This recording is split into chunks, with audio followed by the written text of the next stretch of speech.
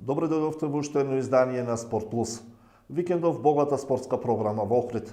Утре вечер со почеток во 18 часот во салата Билјанин Извори се игра една од дерби средбите во ракометната Суперлига во рамките на 8-то коло БРК Охрид на домашен терен пред своите рибари ја пречекува екипата на некогаш моќниот Металург. Иако металурзите се во криза, треба 100% да се одигра за да се добие овој надпревар, вели Стефан Додич, еден од најдобрите ракометари на Охрид оваа сезона и еден од најталентираните кои воопшто играат во Суперлигата. Па наравно да сме фаворити, играмо пред домаќом публиком, очекуваме победу, наравно без обзира на све што се издешавало ове године Металургу. Мислим да и далje имају квалитетну екипу и да морамо уći у утакмицу sa 100% da bi pobedili. Mi se nadamo naša brza igra. Mislim da bi to trebalo da presudi. Imamo veliki roster igrača, imamo dosta izmena, tako da sigurno možemo 60 minuta da trčimo. U Metalurgu nismo imali svojih navijača, nisam osetio ovakvu atmosferu. Stvarno su nam vetar u leđa i stvarno je čast da se igra pred ribarima. Проблем оваа сезона за охриѓани се многобројните прекршоци и исклучување, односно црвени картони. Таквата недисциплина може да чини многу во дерби надпреварите, но Додич смета дека и тоа е дел од играта, но треба поголема внимателност. To je taj, naravno, deo sporta, deo nervoze koji se dešava tokom utakmice. Svi smo željni pobede, pa se nekad i desi. Naravno, to treba da se izbegava i da stvarno da smanjimo, jer ipak mi smo Ohrid, mi trebamo da igramo našu igru, ne trebamo da ulazimo to oko sudija i rasprave.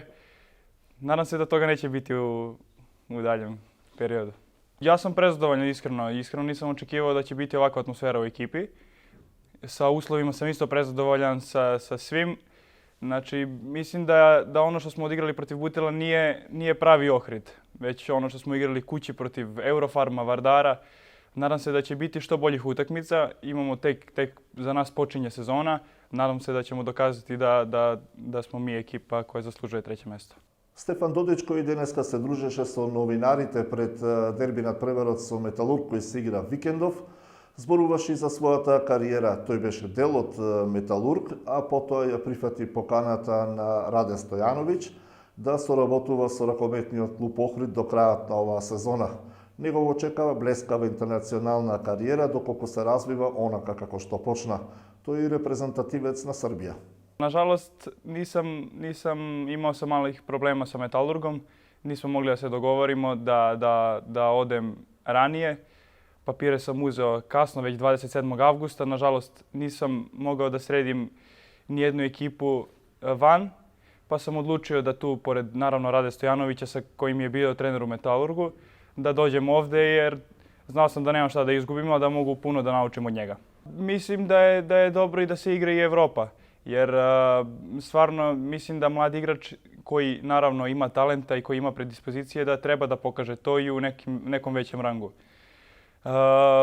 Da, za reprezentaciju sam pozvan, idem 31. sad novembra i nadam se da će sve ostati kao što je i do sada. Dobro.